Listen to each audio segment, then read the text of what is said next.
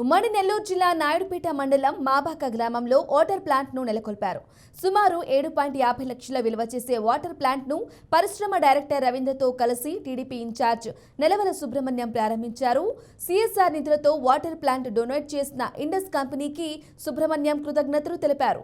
సెజ్ల పరిధిలో భూములు కోల్పోయిన గ్రామాలను దత్తత తీసుకుని మౌలిక వసతులు కల్పించేలా సహకారం అందించాలని పరిశ్రమల ప్రతినిధులను కోరారు. ఈ సెజల్లో ఎవరైతే భూములు కోల్పోయారో ఆ గ్రామాలను కూడా మీరు పరిగణలోకి తీసుకోండి.